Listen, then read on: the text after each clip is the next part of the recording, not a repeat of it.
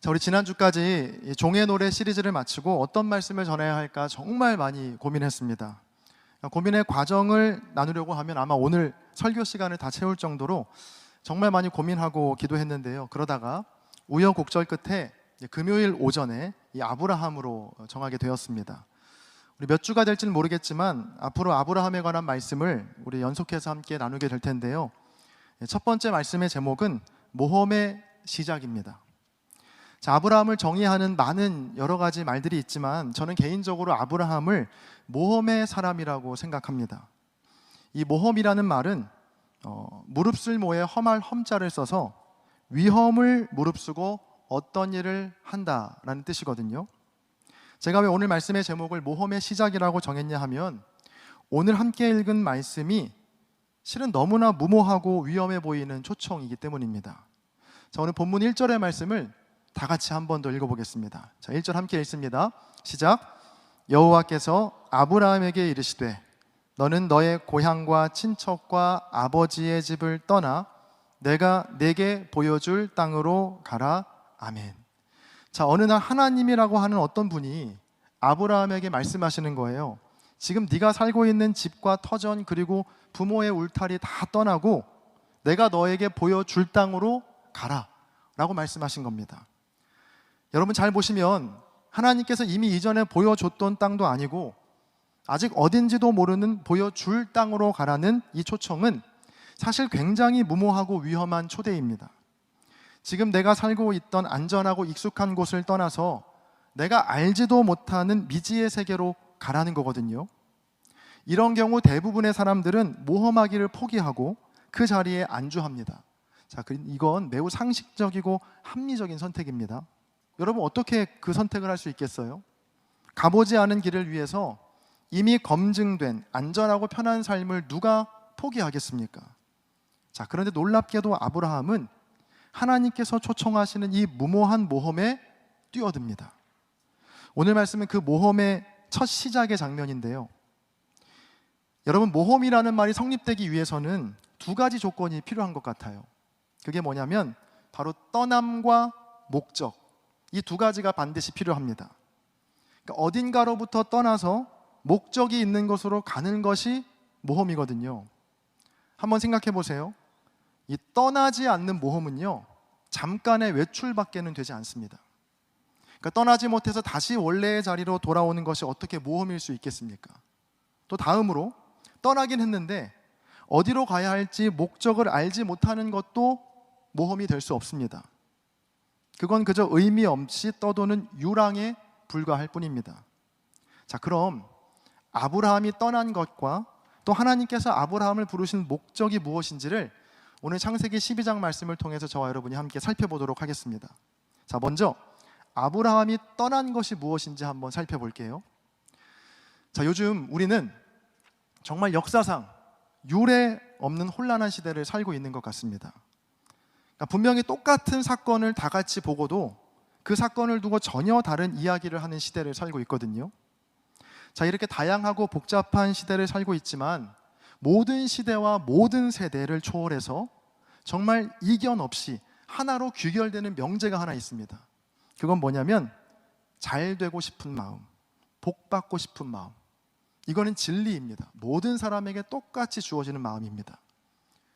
각자의 의견과 생각이 다를지 모르지만 우리 모두에게는, 즉 인간에게는 누구나 잘 되고 싶어 하는 마음, 복 받고 싶어 하는 마음이 있다는 거예요. 오늘 함께 예배하는 우리도요, 성별도 다르고 생각도 다르고 하는 일도 다 다르지만 우리 모두를 하나로 묶어낼 수 있는 것 하나를 꼽자면 바로 잘 되고 싶은 마음, 복 받고 싶은 마음일 겁니다. 혹시 여러분 중에 오늘 예배에 오시면서 주님, 저는 정말로 복 받기 싫어요. 저 복 주시면 안 돼요. 절대 저 잘 되게 해주시면 안 됩니다. 라는 굳은 마음으로 교회 오신 분 계신가요? 아마 없을 겁니다. 악한 사람이나 선한 사람이나 부자나 가난한 자나 건강한 자나 아픈 자나 어린이나 어른이나 모두가 복 받고 싶어하는 마음 다 있다는 겁니다. 자, 그래서 사람들은 새해가 되면 불상 앞에 가서 절을 하기도 하고 무당에게 찾아가 수천만 원의 굿을 하기도 합니다. 그리스도인들이라고 크게 다르지 않습니다. 우리 새해 하나님께서 주시는 복을 사모하며 기도하고 우리는 또 헌금을 하기도 합니다. 제가 복을 받고 싶어하는 그 마음 자체가 잘못되었다는 게 절대로 아닙니다. 저도 기왕이면 복을 받고 싶고요, 기왕이면 잘 되고 싶거든요. 자, 그런데 생각해 보자는 겁니다. 그리스도인이라고 불리는 우리가 그저 내가 복을 받고 내가 잘 되는 것에만 관심을 갖고 그 자리에만 머물러 있다면 과연 신앙이 없는 사람과 무슨 차이가 있을까? 한번 생각해 보자는 것이죠. 여러분, 본래 아브라함은요, 그가 살던 곳은 온통 우상으로 가득했던 곳에 아브라함이 살았습니다. 여호수아 24장 2절에 보면 아브라함의 아버지 데라가 다른 신들, 즉 우상을 섬겼다는 구절이 있거든요. 또 희년서나 아브라함의 묵시와 같은 외경과 유대 문헌에 따르면 아브라함의 아버지 데라가 우상을 섬기는 데서 그치지 않고요, 우상을 제작하여 파는 사람이었다라고 기록되어 있습니다. 자, 그러니까 아브라함의 주변에는 온통 우상들로 가득했다는 겁니다. 여러분, 우상의 특징이 여러 가지가 있지만 저는 우상의 가장 매력적인 기능 중에 하나가 이거라고 생각해요. 요거 제가 만든 표현인데 한번 잘 들어보세요. 우상의 기능 중에 하나는 뭐냐면 바로 복의 종점이 되고 싶어 하는 욕망입니다. 자, 복의 종점이 되고 싶어 하는 욕망. 이 종점이라는 말은 끝이거든요. 끝. 그러니까 우상은요, 인간의 어떤 욕망을 자극하냐면 복의 종점이 되고 싶어 하는 욕망, 즉 복의 최종 수혜자가 나이기를 바라는 욕구를 자극하는 겁니다. 그러니까 복이 나에게서 끝난다는 건요, 이 복이 다른 데로 새어가지 않고 온전히 내 것이 되고, 아니 온전히 내 것만 되는 것이거든요. 다른 사람이 어떻게 되는지는 별로 중요하지 않고요, 나와 내 가족 그리고 나와 연결된 사람들만 복의 종점이 되기를 바라는 마음, 저는 그게 바로 우상이라고 생각합니다.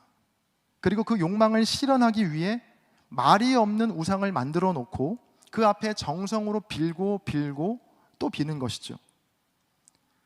거듭 말씀드리지만 오해하지 마십시오. 복을 받고 싶어하는 마음 자체가 우상이라는 게 절대로 아닙니다. 바로 복의 종점이 되고 싶어하는 욕망, 복의 최종 수혜자로 남고 싶어하는 욕망이 바로 우상인 겁니다. 하나님은 바로 그 우상의 자리, 복의 종점으로 남고 싶어하는 그 아브라함에게 그 자리를 떠나라고 오늘 말씀하고 계신 겁니다. 자, 그렇다면 과연 하나님께서 아브라함을 부르시는 모험의 목적지는 또 어디일까? 그 힌트는 2절에 있는데요, 우리 2절의 말씀 같이 한번 읽어보겠습니다. 시작. 내가 너로 큰 민족을 이루고 내게 복을 주어 내 이름을 창대하게 하리니 너는 복이 될지라. 아멘. 자, 2절에도 하나님께서는 분명히 너한테 복을 준다라고 되어 있어요. 자, 그런데 마지막에 보면, 2절 마지막에 보면 하나님께서 아브라함에게 하시는 말씀이 무엇이냐면 너는 복이 될지라. 같은 본문을 세번역 성경은 이렇게 번역하고 있습니다. 내가 너로 큰 민족이 되게 하고 너에게 복을 주어서 내가 크게 이름을 떨치게 하겠다. 너는 복의 근원이 될 것이다. 자, 이 복을 받고 또 복의 종점이 되기를 바라는 그 우상의 자리를 떠나서 복의 근원이 될 거라는 초청의 말씀입니다. 저는 이 말을 이렇게 정리해 봤어요. 복의 종점인 우상의 자리에서 떠나 복의 기점이 되라. 이 종점이 끝이라면 기점은요, 시작이 되는 지점을 말합니다. 그러니까 하나님은 아브라함에게 너만 복받기를 바라는 복의 종점의 자리를 떠나서 복의 기점, 즉 복의 시작점이 되어서 많은 사람들에게 복을 나눠주고 뿌려주는 삶으로 그를 초청하신 겁니다. 이것이 하나님께서 아브라함을 부르신 모험의 목적이었습니다. 자, 복의 종점에서 복의 기점으로의 변화. 제가 말씀드렸듯이 우리 모두에게는요, 복의 종점이 되고 싶어 하는 욕망이 자리 잡고 있습니다. 나에게 복이 부어지는 것을 넘어서 이 복이 다른 사람에게 흘러가지 않고 새어가지 않고 내 삶만이 복만으로 충만한 삶, 복의 최종 수혜자가 되고 싶은 욕구가 분명히 우리 안에 자리 잡고 있습니다. 그 욕구를 정당화시켜주는 것이 바로 우상이라고 했고요. 여러분, 구약 성경에 보면 이 우상이라는 말이 얼마나 많이 나오는지 몰라요. 그런데 그 우상이 나오는 말씀을 잘 찾아보시면 그 우상의 속성을 너무나 잘 보여주는 수식어가 꼭 함께 따라서 붙어서 표기되어 있습니다.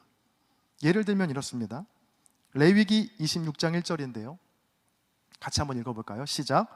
너희는 자기를 위하여 우상을 만들지 말지니.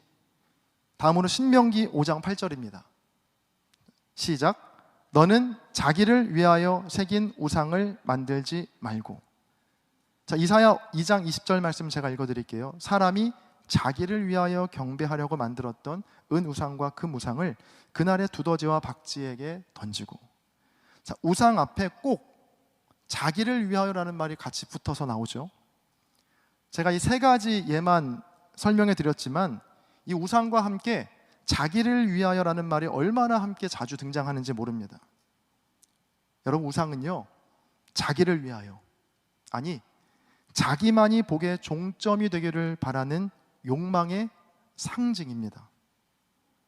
하나님께서는 아브라함을 바로 그 우상의 세계에서 떠나고 하나님이 초청하시는 새로운 삶, 즉 복의 종점이 아닌 복의 시작, 복의 기점이 되는 전혀 다른 삶으로 지금 부르고 계신 것이죠. 그래서 오늘 본문 1절과 2절을요, 제가 한번 쉽게 풀어서 보면 이렇게 또 읽을 수 있습니다. 제가 읽어볼게요. 아브라함아, 너는 지금까지 너를 위해서만 복을 비는 우상을 섬기며 살았지. 지금부터 그 우상들 다 버리고 나를 따라와. 그럼 내가 복을 주고 너의 이름이 온 세상에 불리게 해줄게. 그런데 너는 그냥 복을 받는 사람으로 끝나면 안 되고 반드시 복을 주는 사람으로, 복의 근원이 되어야 해 라고 초청하시는 겁니다. 여러분, 그런데 이런 삶은요, 듣기에는 조금 좋아 보일지 모르겠지만 결코 쉬운 삶이 아닙니다. 반복해서 말씀드리지만 우리 안에는 내가 복의 종점이 되고 내가 이 복의 최종 수혜자가 되고 싶어 하는 욕망이 있거든요. 자, 그래서 복의 종점이 아닌 복의 근원, 복의 기점이 된다는 건요, 우리에게 엄청난 용기를 필요로 하게 합니다. 왜냐하면 우리의 욕망과는 정반대에 있는 삶이거든요. 자, 그래서 이 삶을 시작하고 선택하고 따르기가 참 어렵습니다. 자, 그런데 그렇다고 이게 아주 불가능한 것도 아닙니다. 이 폴 트루니에의 모험으로 사는 인생이라는 책에 보면 모험에 대한 이런 글귀가 나오는데 제가 한번 읽어드릴게요. 조금 길지만 읽어드리겠습니다. 다른 일도 그렇지만 특히 모험이야말로 첫걸음을 떼는 것이 가장 어렵다. 사고의 습관과 기존 관습의 구속을 벗어나는 첫 번째 발걸음을 떼어 놓으면 자신을 던지고 배수진을 치는 데서 극도의 어려움을 겪을 수 있다. 다른 한편 일단 몸을 맡기면 모험의 내적인 역동성이 모든 비판적 사고를 휩쓸어 버릴 정도로 우리를 강력하게 지배할 수도 있다. 이 둘의 엄청난 대비에 우리는 놀라지 않을 수 없다. 이것이 바로 삶의 자동 현상이다. 모험의 주인공은 삶의 흐름에서 벗어나자마자 새로운 삶의 흐름에 구속된다. 자, 이 스위스 출신의 내과 의사이자 정신의학자이기도 하는 폴 트루니에는 그의 책에서 이렇게 말하고 있는 겁니다. 모험의 첫 걸음을 떼는 것이 정말 어렵고 또 힘이 들지만 일단 한 걸음을 떼기만 하면 그 다음부터는 모험의 역동성이 그를 전혀 다른 새로운 삶의 흐름으로 이끌어간다 라고 말하고 있습니다. 오늘 말씀에도요, 하나님께서 아브라함을 전혀 다른 새로운 모험으로 초청하시면서 3절에 보면 이렇게 약속하시거든요. 제가 읽겠습니다. 너를 축복하는 자에게는 내가 복을 내리고 너를 저주하는 자에게는 내가 저주하리니 땅의 모든 족속이 너로 말미암아 복을 얻을 것이라. 아브라함, 너는 복의 근원의 역할, 그 복의 기점이 되는 그 역할만 하면 되고 복을 주는 건 다 내가 한다. 즉 하나님께서 친히 하시겠다 하시는 약속의 말씀인 겁니다. 사랑하는 창천의 청년 여러분, 새해를 시작하면서 우리도 이 하나님의 모험에 뛰어들 수 있게 되기를 간절히 바랍니다. 어떤 모험이냐면 복의 종점이 되기를 바라는 우상의 자리를 떠나서 이제는 복을 전하고 나누고 베푸는 복의 기점, 즉 복의 시작이 되는 삶으로의 모험입니다. 이제 말씀을 정리할 텐데요, 아브라함을 새로운 모험으로 부르신 하나님은 지금도 저와 여러분을 부르고 계십니다. 자기만 위하는 마음으로 복의 최종 수혜자, 복의 종점이 되기를 바라는 그 우상의 세계를 떠나 하나님이 보여주실 땅, 복의 근원과 기점이 되어 모든 이에게 복을 나누고 베푸는 새로운 삶으로 저와 여러분을 지금도 초청하고 계십니다. 이 부르심이 인간의 본성과 세상의 방식과는 너무나 달라서 두려움과 막연한 마음이 들곤 합니다. 도대체 어떻게 해야 복의 근원이 되고 복을 나눌 수 있는 사람이 될 수 있는 거야? 나는 지금 내 앞가림도 잘 못하는데 어떻게 누군가에게 복이 되는 삶을 살 수 있겠어? 이러다가 다른 사람만 잘 되게 하고 정작 내 인생은 불행해지는 거 아니야? 여러분, 이러한 두려움과 막연함이 없을 수 없습니다. 그러나 아브라함도 마찬가지였죠. 하나님께서 아브라함에게 떠나라고 하실 때 그에게 가야 할 목적지를 명확히 알려주시지 않았습니다. 구체적인 방법도 알려주지 않으셨어요. 그런데 놀라운 건 아브라함이 그 말씀에 순종하여 떠났더니 결국엔 끝내 하나님께서 인도하시고 아브라함을 복의 근원으로 바꿔 가셨다는 사실, 여러분 그 사실을 꼭 믿으시고 붙드시기를 바랍니다. 저와 여러분 모두도 아직은 잘 보이지 않고 아직은 무언가 잘 모르겠지만 그럼에도 그 모험으로 초대하시는 하나님의 부르심에 응답하기를 바랍니다. 나만을 위하는 마음, 복의 종점이 되기를 바라는 욕망이라는 그 우상을 부수고 이제는 누군가에게 선물이 되는 삶으로 복의 근원, 복의 시작이 되는 삶으로의 변화가 아주 작게라도 또 때로는 천천히라도 저와 여러분의 삶에 반드시 나타나게 되기를 주님의 이름으로 간절히 축원합니다. 제가 기도하겠습니다. 존귀하신 주님, 나의 안전과 나의 유익만을 바라며 하나님이 지으신 세상과 이웃에는 너무나도 소홀했던 우리의 완악함을 고백합니다. 자기만을 위해 만들어진 우상이 가득한 곳에서 아브라함을 부르시고 새로운 삶으로 초대하신 주님, 그 하나님의 부르심이 이곳에 모인 우리 모두에게도 동일하게 들리게 하셔서 이 땅을 아름답게 하는 복의 근원으로 또 복의 기점으로의 모험에 뛰어드는 우리 모두가 되게 하여 주옵소서.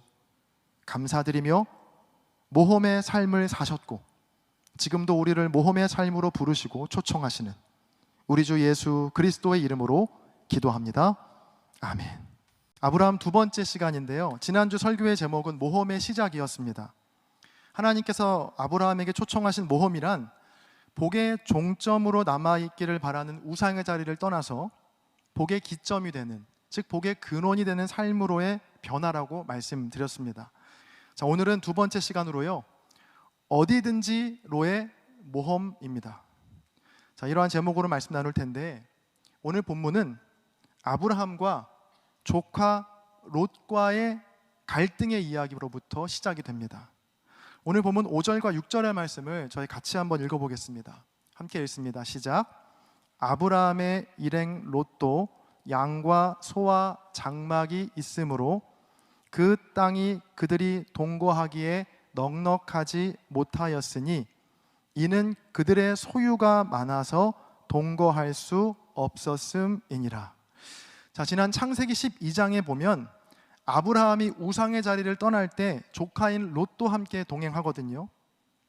그런데 그 조카인 롯과 지금 갈등이 생기게 된 겁니다. 엄밀히 말하면 아브라함과 롯과의 갈등보다는 아브라함의 가축을 지키던 목자들과 롯의 가축을 지키던 목자들 간의 다툼이 벌어진 겁니다. 7절을 보시죠. 그러므로 아브라함의 가축의 목자와 롯의 가축의 목자가 서로 다투고 또 가나안 사람과 브리스 사람도 그 땅에 거주하였는지라. 자, 이 아브라함의 가축의 목자와 롯의 가축의 목자가 다투게 된 이유는요, 땅에 비해서 그들의 소유가 너무나 많았기 때문입니다. 여러분 궁금하지 않으세요? 이 모험을 떠난 지 얼마 되지 않은 아브라함의 재산이 갑자기 이렇게나 많아진 게 조금 의아할 수 있는데, 그 이유는요, 오늘 본문이 있기 바로 전에 아브라함이 애굽으로 내려갔을 때 바로 왕에게 아내 사라를 누이로 속였던 사건 때문에 얻게 된 재물이었는데, 시간 관계상 그 이야기를 다 할 수는 없고요, 아주 간단히 말하면 아브라함이 아내를 팔아서 얻게 된 재산이었습니다. 자, 어쨌건 이 아브라함은 하루아침에 벼락부자가 되었고요, 얼마나 가축과 재산이 많아졌는지 조카인 롯에게 떼어주고도 감당이 안 될 정도로 많아졌습니다. 사실 아브라함이 이렇게 재산이 많아질 때까지 조카인 롯이 기여한 바는 아무것도 없거든요. 이렇게 롯이 목자를 거느릴 정도의 부자가 된 건 순전히 삼촌 아브라함의 덕분이었습니다. 이 롯의 아버지의 이름이 하란인데요, 하란은 창세기 11장 28절에서 죽거든요. 그러니까 이 롯의 입장에서 아브라함은요, 생명의 은인인 겁니다. 당시 고대 근동 사회에서 아버지 없는 삶이란 죽음과도 같거든요. 아브라함이 없었다면, 아브라함이 롯을 걷어주지 않았다면 오늘의 롯은 결코 존재하지 않았겠죠. 실제로 롯은 이 삼촌 아브라함 곁에 붙어 있다는 것만으로도 엄청난 많은 혜택을 받았습니다. 결정적으로 아브라함이 아내 사라를 누이로 속이며 들어간 애굽에서 바로 왕에게 엄청난 가축과 재산을 받게 되면서부터 롯의 재산도 덩달아 같이 늘어난 겁니다. 한꺼번에 너무 많은 가축과 재산이 생기자 아브라함과 롯의 목자들 간의 다툼이 벌어진 것이죠. 여러분 생각해 보세요. 이런 상황에서 이 롯이 취해야 할 태도는 무엇입니까? 다툼이 커지기 전에 먼저 자기가 나서서 자기의 목자들에게 단단히 주의를 줘야 하는 것 아닙니까? 내가 여기까지 올 수 있었던 건 모두 삼촌 아브라함 덕분이다. 그러니 절대로 삼촌의 목자들과 다퉈서는 안 된다. 문제가 생기면 너희들이 양보하고 물러나야 한다. 자, 이렇게 단단히 교육을 시켜야 올바른 사람이죠. 자, 그런데 롯이 조금 버르장머리가 없었던 것 같습니다. 그냥 그 다툼을 그냥 방치하고 눈치만 보고 있던 거예요. 그러자 아브라함이 나서서 중재를 하는데 조카 롯에게 이렇게 말합니다. 오늘 본문 8절과 9절을요, 화면을 보시면서 세번역 성경으로 한번 같이 읽어보겠습니다. 함께 읽습니다. 시작. 아브라함이 롯에게 말하였다. 너와 나 사이에, 그리고 너의 목자들과 나의 목자들 사이에 어떠한 다툼도 있어서는 안 된다. 우리는 한 핏줄이 아니냐. 네가 보는 앞에 땅이 얼마든지 있으니 따로 떨어져 살자. 네가 왼쪽으로 가면 나는 오른쪽으로 가고 네가 오른쪽으로 가면 나는 왼쪽으로 가겠다. 아브라함은 롯에게 독립을 권하면서 심지어 살 땅을 네가 먼저 정하라고 그 선택권까지 주고 있는 상황인 겁니다. 네가 오른쪽 땅이 좋다고 하면 나는 왼쪽을 갈 거고, 네가 왼쪽 땅이 좋다고 하면 나는 오른쪽 땅으로 가겠다라는 제안이죠.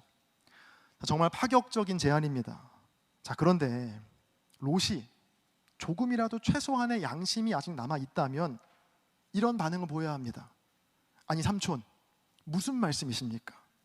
삼촌이 먼저 선택하십시오. 제가 가진 가축도 다 삼촌이 저에게 주신 건데 어떻게 제가 살 땅을 먼저 선택할 수 있겠습니까? 삼촌이 선택하시면 저는 다른 편을 선택하겠습니다. 자, 이게 정상적인 반응 아닙니까? 그런데 롯은 정말 개념이 없게도 아무 말 없이 눈을 쓱 들고 땅을 바라보기 시작합니다. 요단 지역을 바라보는데 그 땅이 꼭 애굽 땅과 같았다라고 성경은 말하고 있습니다. 그걸 보고 롯은 매우 설레었을 겁니다. 아브라함에게 애굽은 수치와 모욕의 땅이었지만 롯에게는 아니었거든요. 삼촌 아브라함을 한순간에 거부로 만들어준 땅이 바로 애굽이었습니다. 그 땅과 같은 요단이었으니 저 땅으로 가면 나도 삼촌처럼 거부가 될 수 있을 거란 생각에 설레었을 겁니다. 그리고 롯은 주저없이 그 땅을 선택합니다. 11절입니다. 그러므로 롯이 요단 온 지역을 택하고 동으로 옮기니 그들이 서로 떠난지라. 여러분, 이러한 롯의 선택이 참 얄밉게 보이지만 사실 우리 중 누구도요, 이러한 롯의 상황에서 롯과는 다른 선택을 할 거라고 자부할 수 있는 사람 얼마 없을 겁니다. 지금 롯의 입장에서 지금 이 상황은 두 번 다시 없을 엄청난 기회거든요. 삼촌으로부터 독립해서 거부가 될 수 있는 기회가 너무나 쉽고 또 너무나 빨리 그에게 찾아온 겁니다. 그것도 롯이 원해서 된 것도 아니고 아브라함이 먼저 롯에게 제안한 일이었으니까 굉장히 정당한 명분도 있었던 거예요. 그래서 묻게 됩니다. 도대체 아브라함은 무슨 생각으로 롯에게 이런 제안을 했을까? 사실 아브라함의 입장에서 생각해 보면 조카 롯을 혼내고 그를 쫓아내도 되는 상황이었거든요.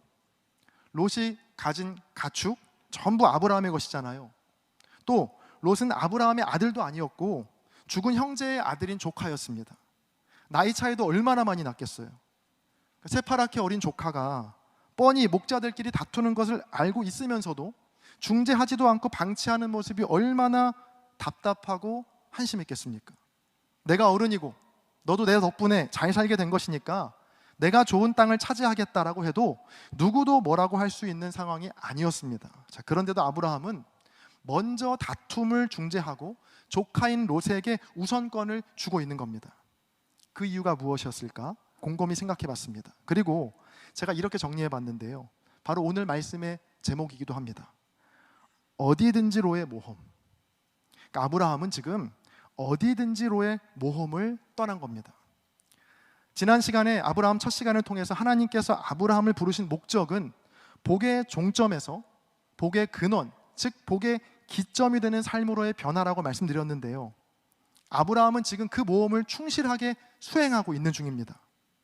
모든 가축과 재산을 자기만 가지려 하지 않고 자기가 복의 종점이 되려 하지 않고 복의 기점이 되어서 조카 롯에게 나눠주었죠. 그리고 서로 간에 다툼이 생기자 아브라함은 다툼보다는 나눔을 선택한 겁니다. 8절인데요, 함께 보시죠. 아브라함이 롯에게 이르되 우리는 한 친족이라 나나 너나 내 목자나 내 목자나 서로 다투게 하지 말자. 그리고 결정적으로 거주할 땅을 먼저 선택하도록 우선권까지 양보합니다. 왜냐하면 아브라함은 어디든지 상관이 없었거든요. 자, 심지어 수치와 모욕을 받았던 그 애굽 땅에서도 하나님의 도우심을 경험한 바가 있기 때문에 아브라함에게 어디로 가느냐는 더 이상 중요한 문제가 아니었습니다. 어디를 가느냐보다 어디서든 하나님과 함께하는 것이 더 중요하다는 사실을 그는 깨달았기 때문입니다. 바로 직전 12장에서 기근을 피하기 위해 찾아간 풍요의 땅 애굽에서 아내 사라를 빼앗길 뻔한 큰 수치와 어려움을 당했고 그 어려움 속에서도 도우시고 베푸시는 하나님을 이미 경험한 바 있거든요. 그래서 아브라함은 어디든지로의 모험에 도전할 수 있었던 겁니다. 어디를 가든지 그곳에 하나님이 함께 하시면 나의 수치와 어려움도 영광으로 바꿔주실 것을 그는 확실히 믿었기 때문입니다. 자, 가끔 우리는 하나님을 점쟁이로 생각할 때가 있는 것 같습니다. 하나님, 이 대학을 갈까요? 저 대학을 갈까요? 하나님, 결혼을 이 사람이랑 할까요? 저 사람이랑 할까요? 아니면 하나님, 여기에 투자할까요? 저기에 투자할까요? 하나님, 이 회사에 갈까요? 저 회사에 갈까요? 자, 이 둘 사이에서 우리가 늘 하나님께 기도하며 묻는 이유가 무엇입니까? 어디를 가야, 즉 어떤 선택을 해야 내게 도움이 더 될지를 알고 싶어서겠죠. 그런데 보면 저도 그렇고요, 아무리 이렇게 어디를 가야 할지 간절하게 기도를 해도 결국에는 내가 보기에 더 좋은 걸 우리는 많이 선택하더라고요. 마치 오늘 본문에 나오는 롯처럼요. 자, 그런데 저는 이 오늘 본문에 나오는 롯의 선택을 결코 비난하고 싶은 마음은 없습니다. 이 롯의 방식이 우리가 늘 행하는 매우 일반적이고 상식적인 방법이거든요. 눈을 들어 자세히 둘러보고 좋은 편을 택한다. 이런 롯의 선택을 비난할 사람이 누가 있겠습니까? 자, 그래서 아브라함의 선택이 더 놀랍게 다가오는 겁니다. 아브라함의 관심은 어디에서가 아닌 어떻게 있었거든요. 이거 중요합니다. 어디에서가 아닌 어떻게에 관심했습니다. 자신의 목자와 롯의 목자가 늘어난 소유 때문에 서로 다투게 되었다는 것을 알게 된 아브라함의 첫 번째 반응이 8절에 나오는데 8절 같이 한 번 더 읽어보겠습니다. 함께 읽습니다. 시작. 아브라함이 롯에게 이르되 우리는 한 친족이라 나나 너나 내 목자나 내 목자나 서로 다투게 하지 말자. 만약 여기에서 아브라함이 어디에서에만 관심이 있었다면 즉각 머릿속으로 계산을 했을 겁니다. 내가 어디를 가야 내게 더 이익일까? 어디까지 롯에게 주고 어디까지 내가 가져야 할까? 이런 생각하지 않았겠어요? 그런데 아브라함이 처음으로 했던 생각은 8절에 나오듯이 서로 다투게 하지 말자 라는 생각을 처음으로 한 거예요. 하나님 말씀을 떠올린 겁니다. 어떤 말씀이냐면 복의 근원으로 부르신 그 하나님의 말씀을 기억한 겁니다. 모든 족속이 너로 말미암아 복을 얻을 것이라는 그 말씀을 따른 겁니다. 그래서 아브라함은 이 조카 롯에게 복의 기점이 되기로 결심한 것이죠. 자, 심지어 유목 생활을 하던 당시에 가장 중요한 거주지를 먼저 선택하게 한 것입니다.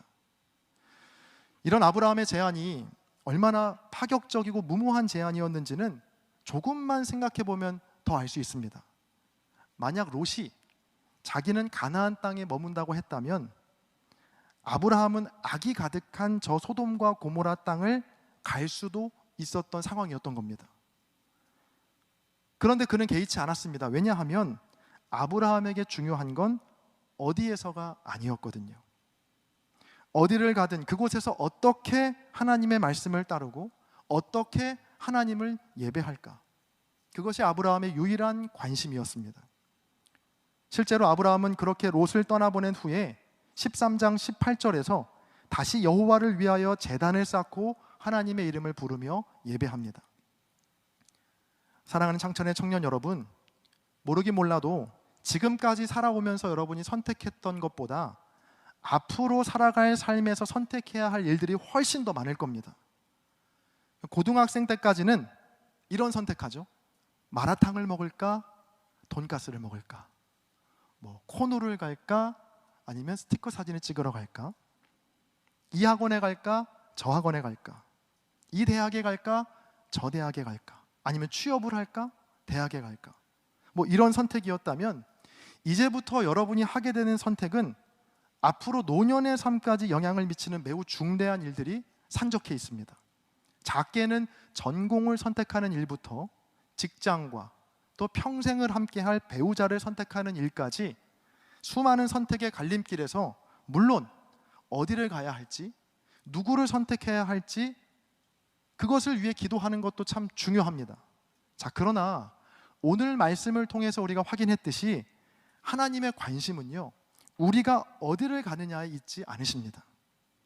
여러분, 모든 것을 지으신 하나님이신데 어디를 가든 다 하나님의 소유이고 하나님의 것인데 하나님이 우리가 어디를 가든 상관하시겠습니까? 괜찮다는 겁니다. 자, 그래서 어디를 가는 것보다 훨씬 더 중요한 건 그곳이 어디든 어떻게 하면 그곳에서 하나님의 말씀에 순종하느냐, 어떻게 하나님을 예배하느냐, 거기에 달려있다는 겁니다.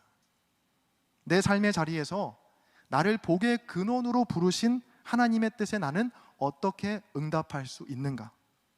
또 나의 삶이 누군가에게 복의 기점, 또 복의 시작이 되고 있는가? 이 사실을 늘 물어야 합니다. 거창하지 않아도 좋습니다. 오늘 말씀에 나오듯이 아브라함도요, 처음부터 얼굴도 모르는 사람을 돕지 않았거든요. 가장 가까운 먼저 조카 롯에게 복의 기점이 되었던 것처럼 저와 여러분도 손 닿을 거리에 있는 가장 가까운 사람들, 가족과 친구 그리고 속원들에게 먼저 여러분이 복의 기점, 복의 시작이 되는 삶을 살게 되시기를 주님의 이름으로 간절히 축복합니다. 또한 아브라함이 어디를 가든지 간 그곳에서 하나님께 제단을 쌓고 하나님의 이름을 부르며 예배했던 것처럼 저와 여러분도 어디서든 하나님을 기억하고 하나님을 예배하는 믿음의 사람, 또 모험의 인생 다 되시기를 주님의 이름으로 간절히 축원합니다. 제가 기도하겠습니다. 존귀하신 주님, 하나님께서 정해놓으신 복의 장소, 복된 길이 있다고 믿으며 늘 그곳이 어디일지 고민하고 주저만 했던 우리의 연약함을 고백합니다. 하지만 오늘 말씀을 통해서 온 땅이 하나님의 것이니 어디서든 복의 기점이 되어 살라는 주님의 모험에 우리 모두를 초청하여 주시니 감사합니다. 어디에서 복을 받을까에 머물러 있던 우상의 자리를 떠나 어디서든 복의 기점이 되어 살라는 주의 말씀을 쫓는 우리 모두가 되게 하여 주옵소서. 그리하여 모든 민족이 너로 말미암아 복을 얻을 것이라는 주의 말씀이 우리의 가정과 학교, 직장과 교회에서 이루어지게 하여 주옵소서. 감사드리며 복의 근원이 되시는 우리 주 예수 그리스도의 이름으로 기도합니다. 아멘.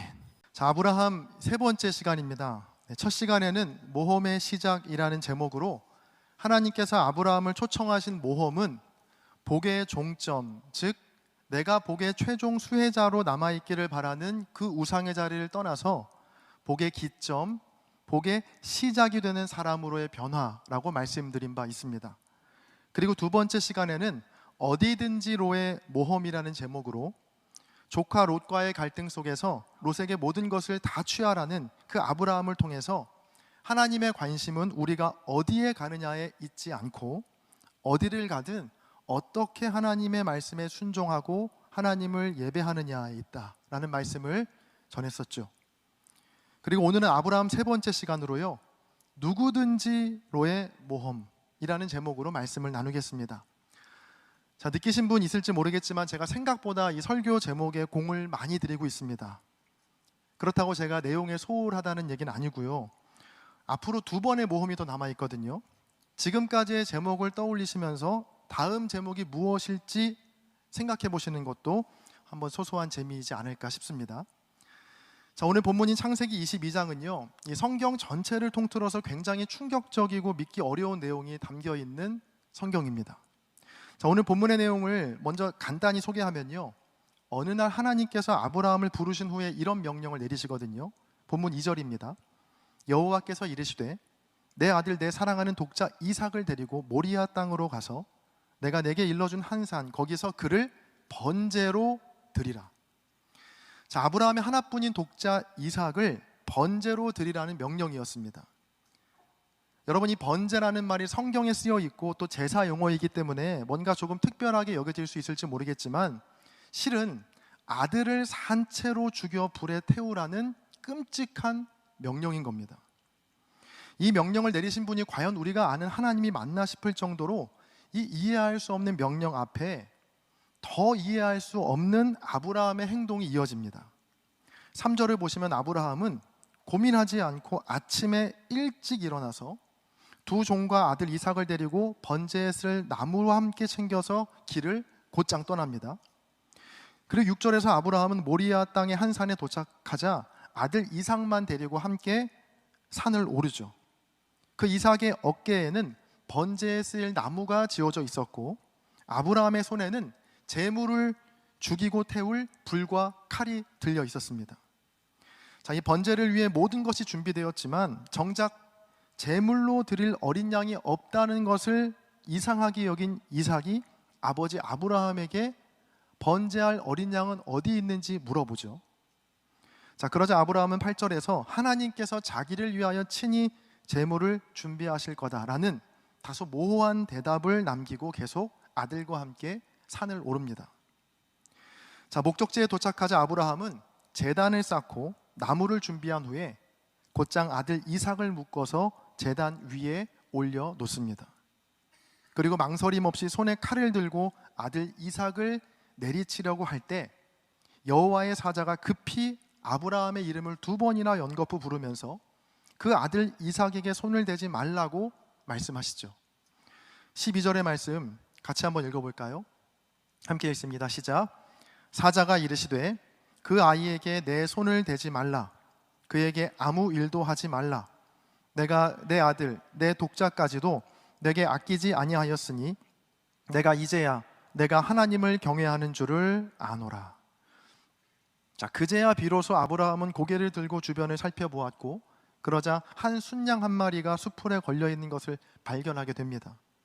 그리고 그 순양을 번제로 드렸다는 것으로 오늘 본문의 이야기는 끝이 납니다. 아마 성경에 조금이라도 관심이 있거나 교회 생활을 해보신 분들이라면 오늘 본문의 이 말씀의 내용 많이 들어오셨을 겁니다. 그래서 이 본문에 대한 해석도 정말 다양하죠. 그러니까 당시 고대 근동의 가나안 지방에 퍼져 있던 몰렉이라는 이름의 신이 있었는데요. 이 몰렉 신은요, 인신공양을 받는 신이었습니다. 그러니까 사람을 제물로 받는 신이었어요. 당시 가나안 사람들이 자신의 아이를 몰렉 신에게 바치곤 했거든요. 그래서 이 오늘 본문의 말씀을 하나님께서는 그 이방의 헛된 신인 몰렉과 얼마나 다른 분인가를 알게 하시기 위해 아브라함을 시험하셨다라고 보는 분도 있고요. 또 어린 양 대신 결박을 당한 이삭을 나중에 십자가에 결박당하신 예수 그리스도로 예표한다라는 해석도 있습니다. 자, 그런데 저는 오늘 본문의 말씀을요, 우리가 쭉 나누고 있는 모험의 관점에서 여러분과 함께 오늘 새롭게 나눠보려고 하는데요. 제가 오늘 본문에서 가장 주목해서 본 구절은 오늘 본문 1절이었습니다. 우리 1절의 말씀을 눈을 크게 뜨고 같이 한 번 더 읽어보겠습니다. 함께 읽습니다. 시작. 그 일 후에 하나님이 아브라함을 시험하시려고 그를 부르시되 아브라함아 하시니 그가 이르되 내가 여기 있나이다. 자, 1절에서 제가 주목해서 본 단어는 그 일 후에라는 단어와 시험이라는 단어였습니다. 이 이해할 수 없는 하나님의 끔찍한 명령이 아브라함에게 내려진 때, 그 시점이 언제인가가 정말 중요한데요. 자, 오늘 본문이 있기 바로 전 창세기 21장에 보면 하갈과 이스마엘이 아브라함의 집에서 쫓겨나는 일이 벌어집니다. 자, 창세기 21장 10절과 11절을 제가 읽겠습니다. 그가 사라입니다. 사라가 아브라함에게 이르되 이 여종과 하갈과 그 아들 이스마엘을 내쫓으라. 이 종의 아들은 내 아들 이삭과 함께 기업을 얻지 못하리라 하므로 아브라함이 그의 아들 이스마엘로 말미암아 그 일이 매우 근심이 되었더니. 자, 아브라함의 아내 사레의 말입니다. 여종인 하갈과 하갈의 아들 이스마엘을 어서 당장 집에서 내쫓으라는 말이었죠. 자, 이 사라의 입장에서 하갈과 이스마엘은요, 뒤늦게 자기가 낳은 아들인 이삭의 재산을 나눠 가질 경쟁자였거든요. 그래서 사라는 노년에 얻은 자신의 아들 이삭을 위해서 이삭의 배다른 형인 이스마엘과 자신의 몸종이었던 하갈을 매몰차게 광야로 쫓아버립니다. 자, 이런 상황이 아브라함에게는 큰 근심거리였습니다. 자, 이 사라에게 이스마엘은 그저 다른 여자에게 낳은 배다른 아들에 불과했지만 아브라함에게는 아니었거든요. 의미가 달랐습니다. 아브라함에게 이스마엘은요, 엄연한 장남이었습니다. 당시 고대 근동 사회에서 얼마나 많은 자식을 남기는가가 그때는 굉장히 중요한 문제였거든요. 더군다나 이스마엘은요, 남자였습니다. 요즘에야 아들보다 딸을 더 선호하지만 최근까지도요, 딸을 낳으면 며느리 얼굴도 보지 않았던 시부모님들이 있었을 정도였습니다. 근데 요즘에는 완전히 바뀌어서 딸이 있는 분들이 아들만 있는 저와 제 아내를 보면 얼마나 가여워하시는지 모르겠습니다. 자, 그래도 나름 두 아들과 사는 행복이 있다라고 굳게 믿으며 저는 살고 있습니다. 다시 말씀으로 돌아가서 아브라함에게 이스마엘은요, 첫 아들이자 자기의 씨를 번성하게 해줄 매우 안정적인 자식이었습니다. 제가 왜 이스마엘을 두고 매우 안정적인 자식이다라는 표현을 썼냐 하면, 첫째인 이스마엘과 둘째인 이삭과의 나이 차이가 대략 14살 정도가 차이 나거든요. 그러니까 이삭이 아주 어린 소년이고 아이였다면 이스마엘은 이미 건장한 청년이었다는 겁니다. 자, 생각해 보세요. 앞으로 어떻게 될지, 이 아이가 잘 자랄지 살지 말지 모르는 아주 작은 소년 이삭에 비해 이스마엘은 이미 잘 자란 건장한 청년이었습니다. 자, 그런데 그 이스마엘을 떠나보내고 조그마한 이삭밖에 남지 않은 것이니 아브라함의 입장에서는 이 상황이 매우 갑갑한 상황이었던 겁니다. 자, 이렇게 건장한 이스마엘을 광야로 쫓아보낸 후에 벌어지는 사건이 바로 오늘 본문의 내용입니다. 제가 오늘 본문 1절을 제 언어로 바꿔서 읽어보면 이렇게 읽을 수 있어요. 이스마엘을 떠나보낸 후에 하나님이 아브라함을 모험으로 부르시되 아브라함아 하시니 그가 이르되 내가 여기 있나이다. 자, 지금부터 딱 5분만 집중해 주시기 바랍니다. 자, 이스마엘을 떠나보낸 후에 아브라함에게 남은 유일한 자식은 누구였죠? 이삭 한 명입니다. 아브라함의 입장에서 얼마나 이삭이 소중하고 귀했겠습니까? 자, 그런데 이삭을 향한 아브라함의 마음은요, 단지 애끓는 부성애 정도가 아니었습니다. 이삭은 하나님의 약속의 말씀을 이룰 수 있는 자신의 분신과도 같은 유일한 존재였거든요.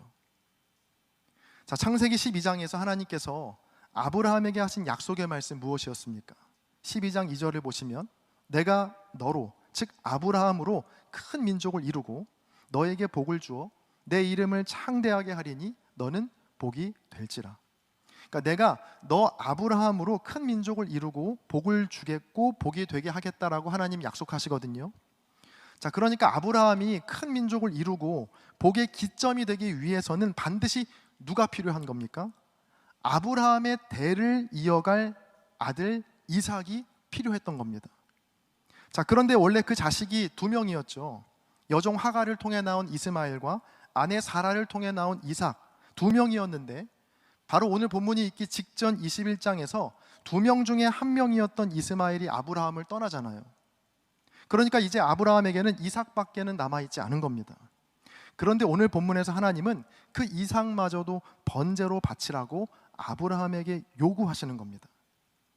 자, 오늘 본문에는 하나님께서 시험하셨다라고 표현되어 있는데 저는 그 시험을 모험으로 바꾸어 읽었는데 바로 어떤 모험이냐면 오늘 말씀의 제목입니다. 누구든지로의 모험. 자, 오늘 본문에서 이삭을 제물로 바치는 아브라함의 행동은요, 단순히 자기의 아들을 드릴 정도의 큰 믿음이 그에게 있었다라는 것을 우리에게 말해주려고 하는 것이 아닙니다. 그것보다 훨씬 더 중대하고 대단한 모험을 그가 감행한 건데 그 모험이 무엇이냐면 바로 아브라함은 이 순간 누구든지로의 모험에 뛰어들게 된 겁니다. 자, 이게 무슨 말이냐 하면 하나님의 복이 꼭 나를 통해서만 시작돼야 하고 나를 통해서만 흘러가야 한다는 본성을 뛰어넘은 겁니다. 첫째 아들 이스마엘을 떠나보낸 후에 100세에 낳은 이삭마저 번제물로 바치고 나면 아브라함에게는 더 이상 자기의 대를 이을 자식이 없게 됩니다. 아브라함과 사라의 나이를 고려해 보면 이삭 이후에 또 다른 자식을 낳을 확률 제로입니다. 그런 상황에서 하나님은 아브라함에게 이삭을 바치라고 요구하신 겁니다. 아브라함에게 아들 이삭은 자기 자신, 자기의 생명보다 더 귀한 존재였거든요. 아브라함 자신은 죽더라도요, 내 아들 이삭이 살아야 너로 인해 큰 민족을 이루겠다 하시는 하나님의 말씀을 이룰 수가 있었기 때문입니다. 자, 그래서 이삭은 아브라함에게 아들이라는 의미를 넘어서 아브라함 자신과 같은 존재였습니다. 자, 그런데 하나님은 그 이삭을 나에게 달라라고 요구하신 겁니다. 이런 하나님의 요구에 아브라함은요, 지체하지 않았습니다. 망설이지도 않았습니다. 왜냐하면 아브라함은 하나님의 복이 꼭 나를 통해서만 시작되고 나를 통해서만 흘러가야 한다는 그 우상의 자리를 떠나왔거든요. 기억하실지 모르겠어요. 첫 번째 모험의 시작에서 우상의 가장 대표적인 속성 중 하나를 제가 자기를 위하여라고 꼽았는데 구약 성경 곳곳에서 우상과 함께 똑같이 등장하는 말이 바로 자기를 위하여라는 말입니다. 왜냐하면 자기를 위하는 마음은 반드시 자기만 위하는 탐욕으로 이어질 수 있기 때문입니다. 그런데 저는 오늘 말씀에서 우상의 또 다른 속성 하나를 발견했는데 그 속성의 이름은 이렇습니다. 자기를 통하여. 자, 지난 시간 우리는 조카 롯과의 갈등을 통해서 어디든지 로의 모험을 감행한 아브라함의 위대한 선택을 보았죠. 어디를 가느냐보다 어디를 가든지 그곳에서 하나님을 어떻게 예배하고 하나님의 말씀에 어떻게 순종하느냐가 중요하다는 거 배웠습니다. 여기까지는 우리의 마음이 크게 불편하지 않아요. 자, 그래, 어디를 가든 그게 뭐가 중요해. 그곳에서 하나님께 쓰임받고 복의 근원, 복의 기점이 되는 게 중요하지. 자, 그런데 오늘 말씀은 그런 우리에게 한 단계 더 높은 모험으로 초청하고 있는 겁니다. 어떤 모험이냐 하면 하나님의 복이 꼭 자기를 통하여, 나를 통하여 흘러가지 않아도 되고 내가 아닌 다른 누군가를 통해서 흘러갈 수 있다는 누구든지로의 모험으로 우리를 초청하고 있는 것입니다. 아브라함 첫 시간에 우리에게는 복의 최종 수혜자로 남고 싶어하는, 복의 종점이 되고 싶어하는 욕망이 우리 안에 있다라고 말씀드린 바 있습니다. 자, 그런데 이 욕망보다 더 끊어내기 어려운 욕망은요, 나를 통해서만 복이 흘러가야 한다는, 즉 자기를 통하여라는 우상인 것 같아요. 자, 복의 종점이 아니라고, 복의 기점이 돼야 한다라고, 그거는 오케이, 받아들일 수 있어요. 그런데 그 복의 기점마저도 꼭 내가 되지 않아도 된다, 나를 통해서만 복이 흘러가지 않아도 된다, 여기까지 우리를 초청하시는 건 굉장히 우리에게 어려운 문제거든요. 왜냐하면 우리 마음속에는 복의 기점, 복의 시작이 꼭 내가 되어야 한다는 생각이 우리 안에 깊이 자리 잡고 있기 때문입니다. 자, 이러한 생각은 의도와 동기가 매우 훌륭하기 때문에 이 욕망을 찾아내고 끊어내기가 정말로 힘든 거예요. 자, 복의 통로가 되겠다는 목적, 복의 기점이 되겠다는 그 동기, 누가 그걸 잘못이라고 여기겠습니까? 자, 그런데 오늘 말씀은 자기를 통하여라는 그 마음도 우상일 수 있다는 것을 우리에게 알려주고 있는 겁니다. 그리고 아브라함과 저와 여러분을 누구든지로의 모험으로 초청하고 있는 것이죠. 아브라함에게 아들 이삭은 자기를 통해 복이 흘러갈 수 있는 유일한, 그리고 마지막 가능성이었습니다. 하나님은 그 아브라함에게 그 가능성마저 포기할 수 있느냐라고 물으셨고, 아브라함은 주저없이 그 물음에 응답했습니다. 내가 아니어도 하나님의 복은 모든 민족에게 흘러갈 거라는 하나님을 향한 전적인 신뢰가 그 아들 이삭을 모리아 산으로 데려가게 한 겁니다. 사랑하는 창천의 청년 여러분, 저와 여러분 모두도 이 위대한 모험에 함께 하기를 간절히 소망합니다. 꼭 내가 아니어도, 나를 통해서가 아니어도 다른 누구를 통해서도 하나님의 복이 흘러갈 수 있다는, 아니 그렇게 흘러가야 한다라는 믿음이 우리에게도 있기를 바랍니다. 이런 믿음은 하나님을 향한 전적인 신뢰가 없이는 불가능합니다. 여러분 기억하셔야 할 문장이 있습니다. 그건 하나님은 나를 통해서도 일하시지만 나를 통해서만 일하시지는 않는다라는 겁니다. 다시 한번 읽어드릴게요. 하나님은 나를 통해서도 일하시지만 나를 통해서만 일하시지는 않는다.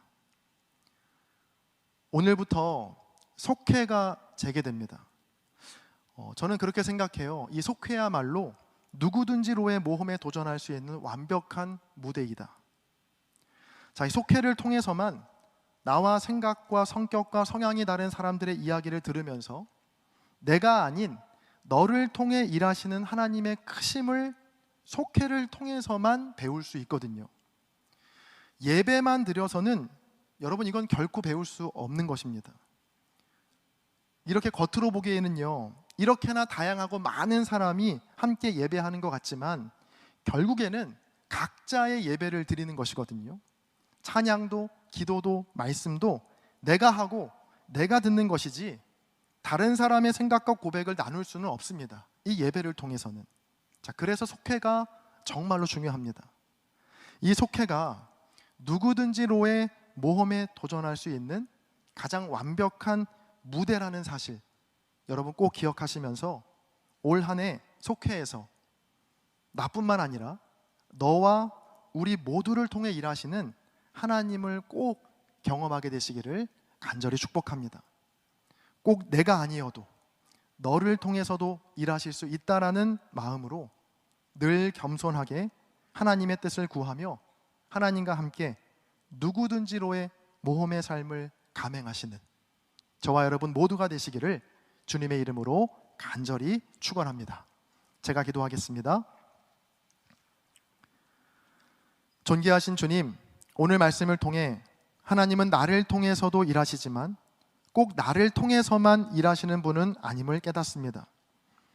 우리가 하나님을 신뢰하고 믿는다고 하면서도 늘 나를 통해서만 이루기를 바라는 그 우상의 자리를 벗어나게 하시고 내가 아니어도 다른 누구를 통해서도 하나님은 일하실 수 있다는 누구든지로의 모험으로 뛰어들 수 있는 우리 모두가 되게 하여 주옵소서. 특별히 금요일과 토요일 오랫동안 준비하고 기도했던 연합 겨울 수련회를 진행합니다. 수련회 기간을 통해 나를 통해서만 일하실 하나님에 대한 좁은 생각에서 벗어나 너와 우리 공동체를 통해서 일하시고 복주시는 크신 하나님에 대한 발견으로 확장되는 은혜를 허락하여 주옵소서.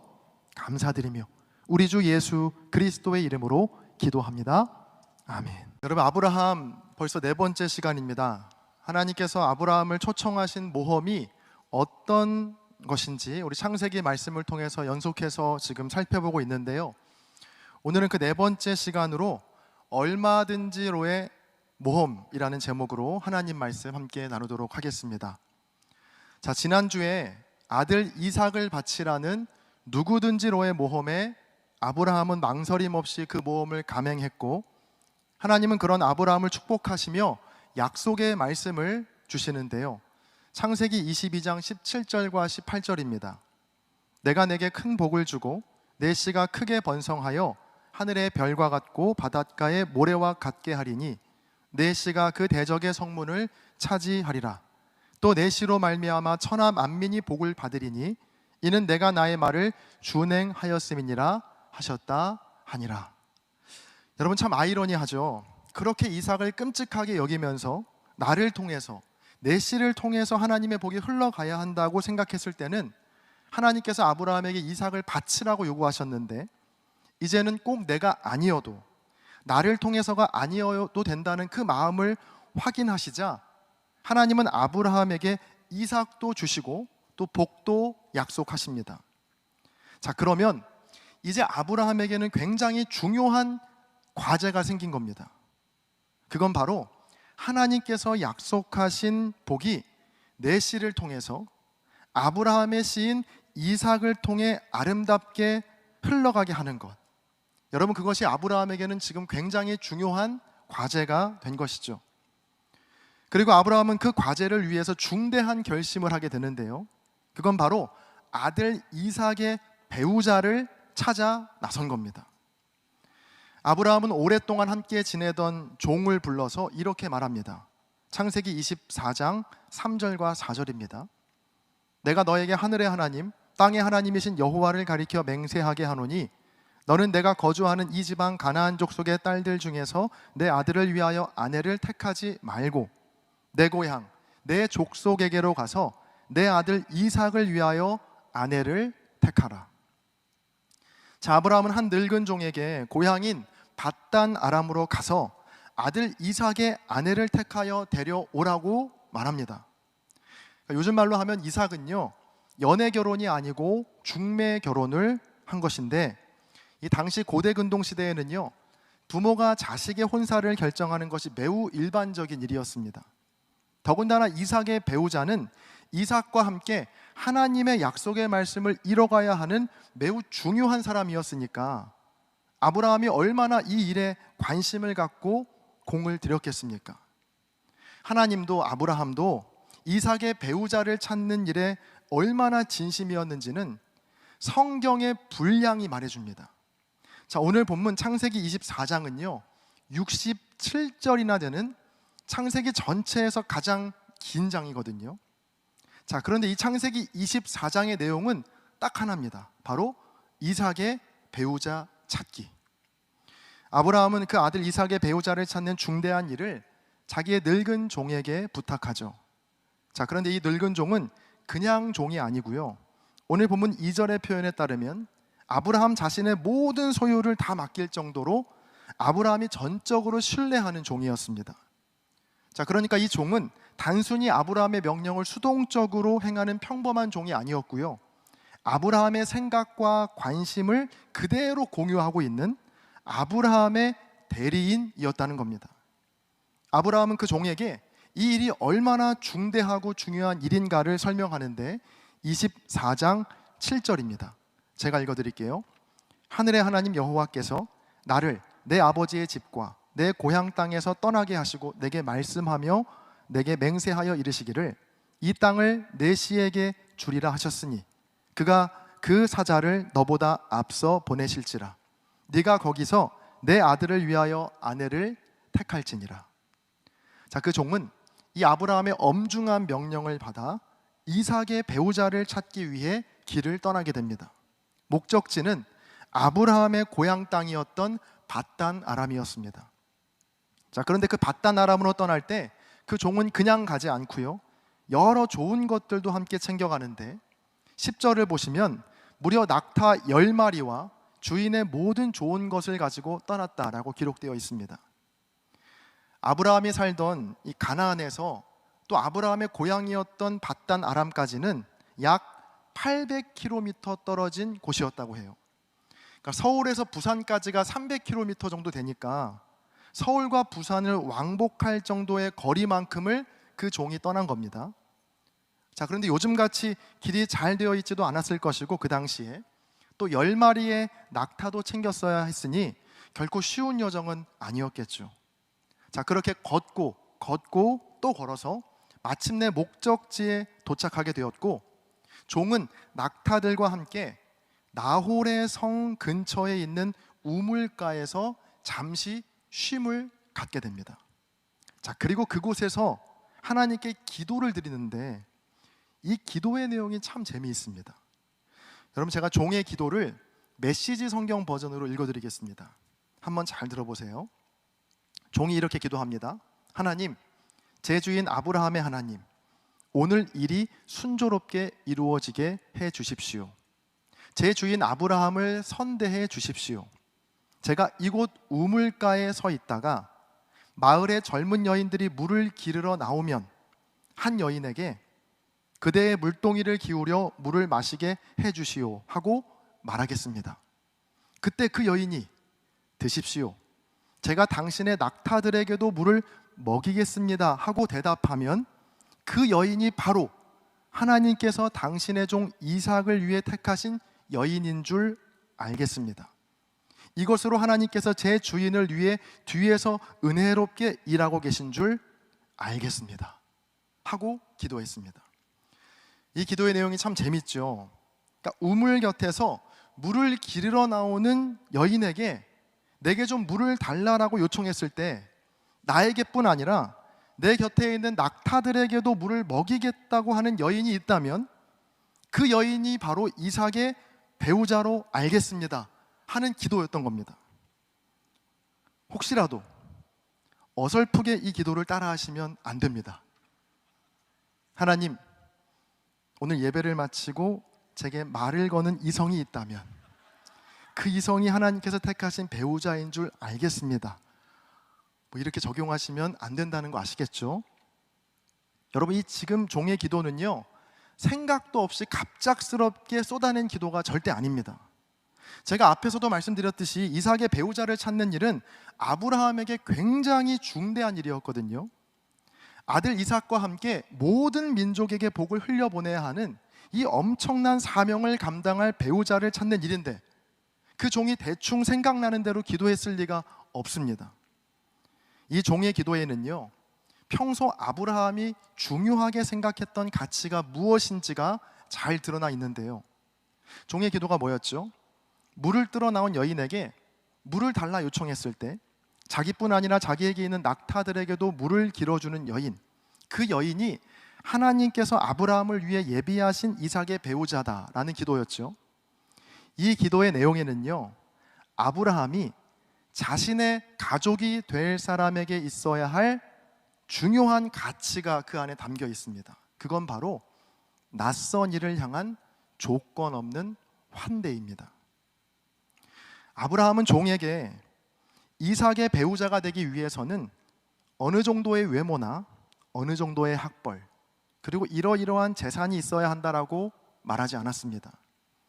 다른 조건 하나도 없이 그저 낯선 이를 향해 조건 없이 물을 떠줄 수 있는 사람, 그것도 낯선 사람에게뿐 아니라 그 사람이 소유한 가축에게까지도 얼마든지 자기의 물을 대접할 수 있는 사람이 유일한 배우자의 조건이었던 겁니다.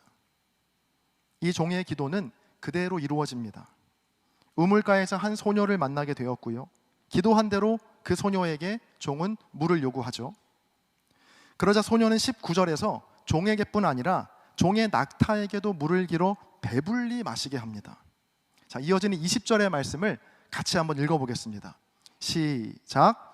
급히 물동이의 물을 구유에 붓고 다시 기르려고 우물로 달려가서 모든 낙타를 위하여 깃는지라. 아멘. 그렇게 그 소녀는 종과 낙타 10마리에게 물을 길어 대접하게 됩니다. 자, 이렇게만 한 줄로 이렇게 말씀을 읽으면 아, 그렇구나, 좋은 일 했구나라고 싶지만 조금 더 생각해보고 상상해보면 이 일이 얼마나 대단하고 무모한 일이었는지를 우리가 알 수 있습니다. 여러분, 보통 낙타 한 마리가 물을 마시면 한 번에 100리터의 물을 마신다고 해요. 한 번에.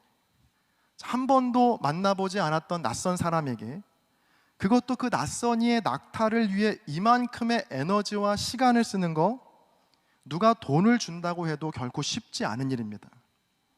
자, 그런데 그 일을 오늘 본문에 나오는 그 한 소녀가 적당히 한 것도 아니고 모든 낙타들이 배불리 마실 정도로 극진히 그 종과 낙타를 섬긴 겁니다.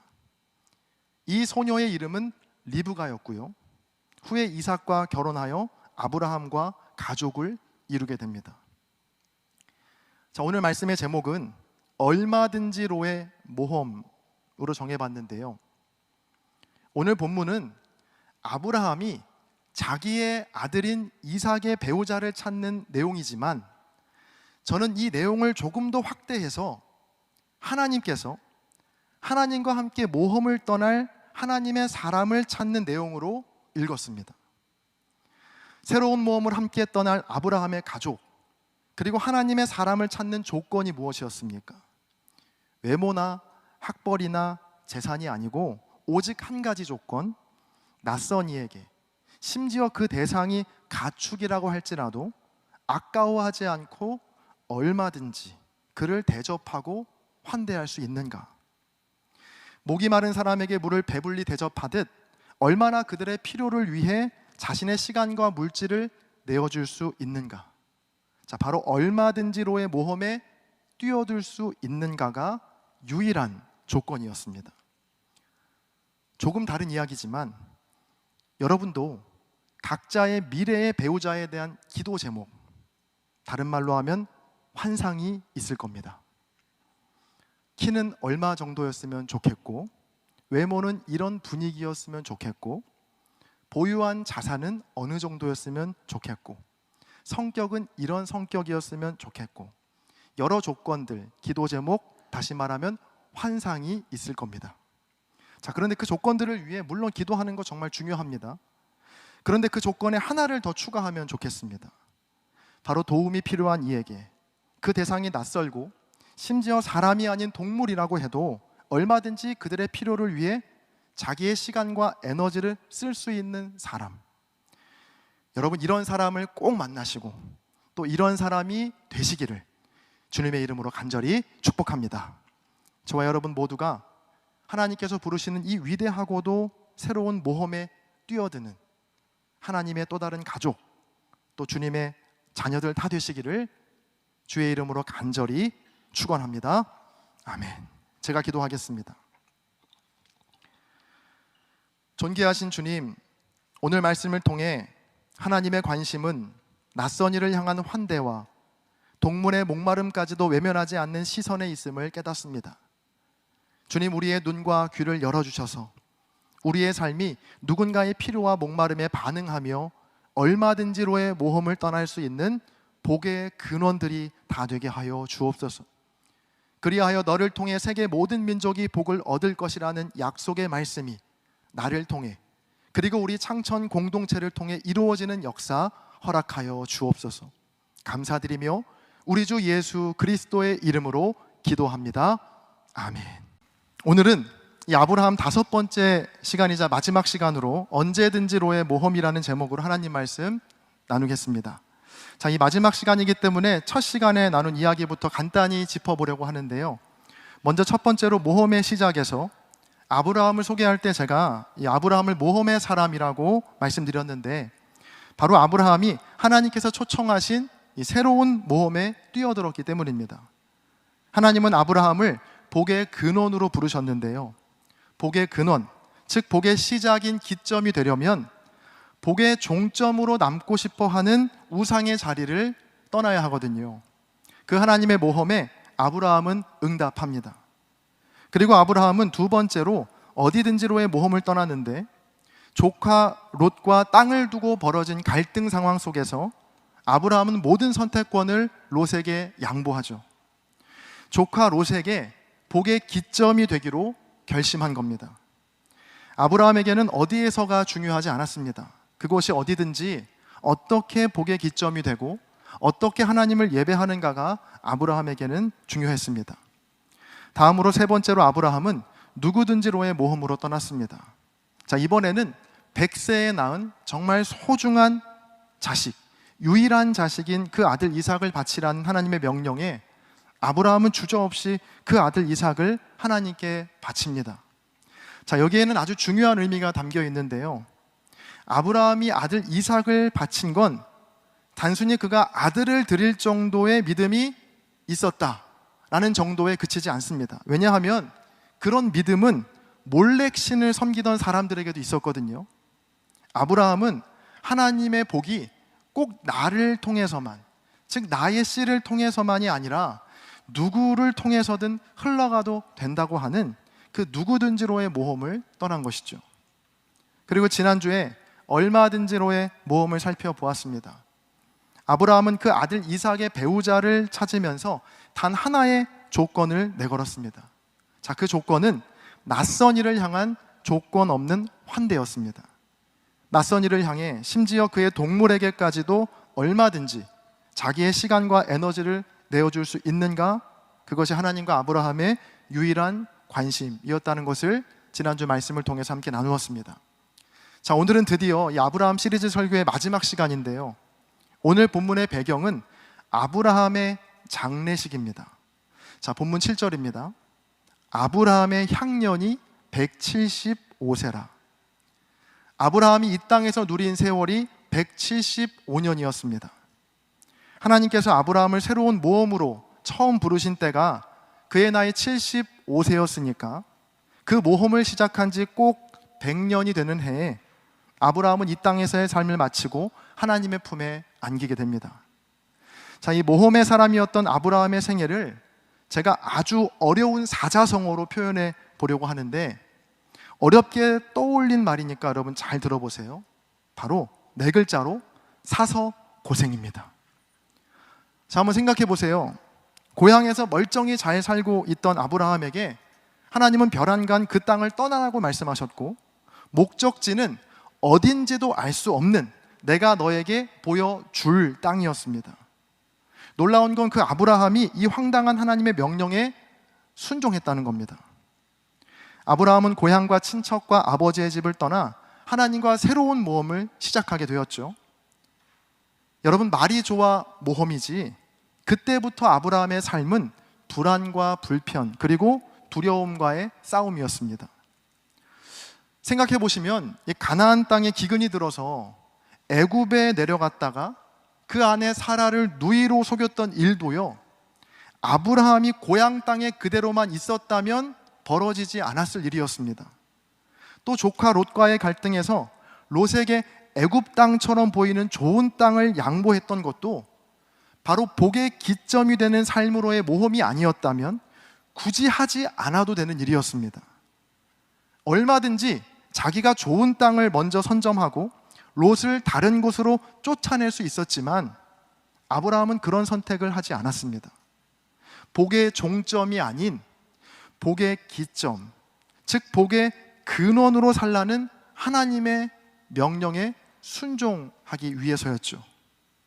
자, 그렇게 롯과 갈라선 이후에도요, 아브라함은 복의 종점이 아닌 복의 기점으로 살기 위해 부단히 애를 썼는데요, 이번 설교에서는 다루지 않았지만 창세기 14장에서 조카 롯이 위험에 처했다는 소식을 듣자 아브라함은 주저없이 그 롯을 구하기 위해 목숨을 건 전투를 벌입니다. 자, 사실 아브라함의 입장에서는 충분히 무시해도 되는 일이었거든요. 롯이 지금 위험에 처했던 건 순전히 롯 자신의 선택 때문이었습니다. 자기가 보기에 좋은 땅이어서 가게 된 곳에서 겪는 어려움이었으니까 아브라함의 입장에서는 고소해하면서 모른 척해도 되는 일이었지만 그는 조카 롯의 어려움에 즉각 반응합니다. 자, 왜냐하면 아브라함은 더 이상 복의 종점이 아닌 복을 흘려보내야 할 복의 기점이 되었거든요. 자, 이런 아브라함의 일관된 모습은요, 창세기 18장에도 이어집니다. 어느 무더운 날에 아브라함은 길을 걷고 있던 3명의 나그네를 보게 됩니다. 아브라함은 더위 속에 길을 걷는 나그네들을 그냥 보내지 않고요, 그들에게도 복의 근원이 되기로 결심합니다. 그리고 그들을 집으로 모신 후에 조건 없이 그들을 성대하게 대접합니다. 그렇게 낯선 나그네들을 대접한 후에 아브라함은 그 나그네들로부터 2가지 소식을 듣게 되었는데요, 바로 아들 이삭의 탄생의 소식과 조카 롯이 머물고 있던 소돔과 고모라 땅의 멸망에 관한 소식이었습니다. 자, 그때부터 아브라함은 소돔과 고모라 땅을 위해 하나님께 기도하기 시작합니다. 의인 50명이 있으면 그 땅을 멸하지 말아달라는 아브라함의 간청은 의인 45명, 또 30명, 20명, 그리고 10명까지 끈질기게 그의 기도가 이어집니다. 자, 이 아브라함의 생애에서 이토록 간절하고 끈질기게 기도했던 적은 없었거든요. 자, 그런데 그 기도가 자기를 위한 기도가 아니었고 다른 이를 위한 기도. 자, 그것도 잘 알지도 못했던 소돔과 고모라 땅을 위한 기도였다는 겁니다. 자, 이렇게 아브라함은 100년이라는 긴 세월 동안 하나님과의 모험을 충실히 수행하며 복의 근원된 삶을 성실하게 살아왔습니다. 자, 그리고 마침내 오늘 본문 창세기 25장에 이르러 이 땅에서의 모든 모험을 마치게 됩니다. 자, 그러면 이제 우리 안엔 이러한 기대가 생깁니다. 하나님께서 초청한 모험에 자기의 인생을 드린 그 삶의 마지막의 모습은 어떤 모습일까? 자, 이게 왜 궁금하냐 하면 아브라함의 마지막 모습이 꼭 나의 마지막의 모습일 수 있겠다는 생각 때문입니다. 여러분, 우리의 인생이 불안한 건 인생의 결과, 즉 마지막을 모르기 때문입니다. 아무리 그 인생의 시작과 과정이 어려웠다고 해도요, 마지막만 아름답다면 그 지나간 모든 과정도 다시 아름답게 재해석되거든요. 그래서 내심 우리의 마음에는요, 복의 종점이 아닌 복의 기점이 되어서 복의 근원으로 열심히 살아갔던 아브라함의 마지막이 크고 위대하고 성공적이면 좋겠다라는 기대가 우리 안에 있다는 겁니다. 그래야 그 마지막을 기대하면서 오늘 나도 아브라함처럼 이 모험에 뛰어들 용기가 생기거든요. 자, 그런데 너무나 안타깝게도 또 당황스럽게도 아브라함의 마지막은 우리가 기대하는 모습과는 많이 다릅니다. 자, 우리의 기대에는 아브라함의 말년은 엄청난 부와 명예를 누리면서 그 이름의 뜻처럼 열국의 아버지가 되어서 여러 민족들이 우러러보는 위대한 모습, 그 마지막을 꿈꿉니다. 자, 그런데 오늘 성경을 함께 보세요. 본문 8절부터 10절까지의 말씀을 화면을 보시면서 같이 한번 읽어보겠습니다. 함께 읽습니다. 시작. 그의 나이가 높고 늙어서 기운이 다하여 죽어 자기 열조에게로 돌아가매 그의 아들들인 이삭과 이스마엘이 그를 마므레 앞 헷 족속 소할의 아들 에브론의 밭에 있는 막벨라 굴에 장사하였으니 이것은 아브라함이 헷 족속에게서 산 밭이라. 아브라함과 그의 아내 사라가 거기 장사되니라. 아멘. 자, 성경의 기록입니다. 아브라함은 나이가 많아서 죽었고 이삭과 이스마엘이 막벨라 굴이라는 곳에 그를 장사하였는데, 자, 그곳은 아브라함의 아내 사라가 묻힌 곳이었다. 아브라함의 장례식에 참석한 사람은요, 이삭과 이스마엘 뿐이었습니다. 여러 민족이 찾아와서 슬퍼한 것도 아니었고 그저 이삭과 이스마엘 둘뿐이었죠. 또 아브라함이 묻힌 곳도 으리으리하고 대단한 곳이 아니고 아내 사라가 먼저 장사되었던 밭에 있는 막벨라 굴이었습니다. 자, 어떻게 보면 너무나 싱겁고 또 평범한 죽음입니다. 만약 제가 아브라함이었다면 조금 서운했을 것 같아요. 평생을 복의 근원이 되기 위해서 손해와 불편과 두려움에도 끝까지 모험의 삶을 멈추지 않았잖아요. 자, 그럼 최소한 뭔가 마지막쯤 돼서는 여러 민족들이 찾아와서 감사의 인사를 한다거나 아니면 여러 나라의 지도자들이 아브라함에게 조언을 구한다거나 뭐 이런 장면 정도는 있어야 그동안 고생했던 보람이 좀 있지 않겠습니까? 자, 그런데 아무것도 없다는 겁니다. 나이가 들어서 죽게 되었고 두 아들이 어머니가 묻힌 막벨라 굴에 장사했다. 하나님께서 초청하신 모험에 자기의 인생 전부를 드린 사람의 마지막 치고 더구나 믿음의 조상이라 불리는 아브라함과는 전혀 어울리지 않는 너무나 평범한 죽음의 모습입니다. 자, 그런데 참 놀라운 건요, 아브라함은 이런 평범한 마지막과 자기의 죽음에 서운해하지 않고요, 마지막까지 기뻐하고 만족했다는 겁니다. 자, 오늘 본문 8절을 같이 함께 보시죠. 제가 읽어보겠습니다. 그의 나이가 높고 늙어서 기운이 다하여 죽어 자기 열조에게로 돌아가매. 자, 이 함께 읽은 8절에서요, 개역개정 성경에는 미처 번역되지 않은 히브리어 단어가 하나가 있는데요, 그건 바로 사바라는 단어입니다. 이 히브리어 사바는 만족하다라는 뜻이거든요. 그래서 NASB 성경은 같은 본문을 이렇게 번역합니다. 아브라함이 숨을 거두고 죽었더니 늙어서 삶에 만족하였더라. 자, 늙어서 자기의 삶에 만족하였다. 저는 이 아브라함의 만족이 굉장히 궁금했습니다. 도대체 아브라함은 무엇 때문에 만족했던 것일까? 그가 죽을 때 아직 하나님의 약속이 전혀 구체화되지 않았고 지나온 삶을 돌아보면 늘 다른 사람을 위해 자신을 희생하고 다른 일을 돕기 위해 어려움을 자처했던 일뿐인데, 도대체 아브라함은 그 인생 말년에 무엇 때문에 만족했을까? 저는 그 답을 언제든지라는 단어에서 찾게 되었는데요, 오늘 말씀의 제목이기도 하죠. 언제든지로의 모험. 자, 이 언제든지라는 말은 어느 때든지라는 뜻입니다. 자, 모든 기력이 쇠한 인생의 말년에 100년 전 하나님께서 약속하신 말씀이 비록 지금 구체적으로 내 앞에 이루어지지는 않았어도 아브라함에게는 그것이 전혀 상관이 없었다는 겁니다. 약속을 이루시는 건 하나님의 몫이기 때문에 그게 설사 자기가 살아있는 동안 하나도 이루어지지 않더라도 언제든지 이루실 하나님을 그는 끝까지 신뢰했던 것이죠. 자, 그러한 신뢰가 있었기에 아브라함은 눈을 감는 그 순간까지도 충분히 그의 삶을 만족할 수 있었다는 겁니다. 자, 철학자 한병철 씨의 불안사회라는 책에 보면 이런 글귀가 있습니다. 희망은 어떤 것이 잘 될 거라는 확신이 아니라 그것이 어떻게 되는지와 상관없이 의미 있을 거라고 생각하는 확신이다. 제가 한 번 더 읽어드릴게요.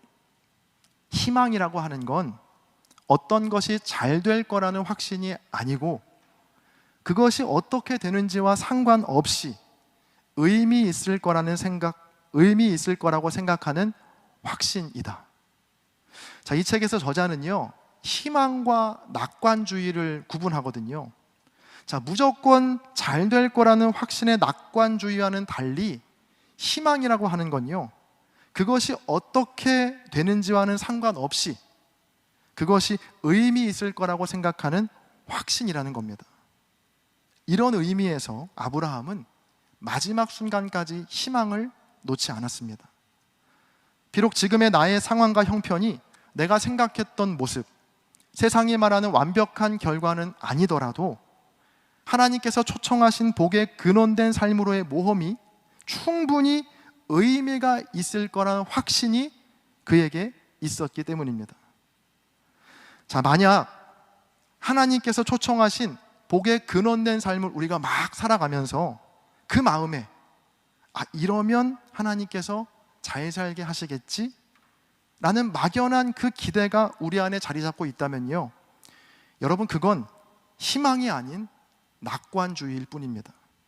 이런 건 모험이라고 부르지 않고요, 전문 용어로 베팅이라고 합니다. 그러니까 내가 원하는 결과값을 위해서 위험을 감수하는 건요, 모험이 아니고 베팅, 즉 투자입니다. 아브라함은 자기가 원하는 결과값을 생각하지 않았습니다. 또 적절한 시기도 정해놓지 않았습니다. 그것이 언제 이루어지는가는 아브라함에게는 별로 중요한 문제가 아니었습니다.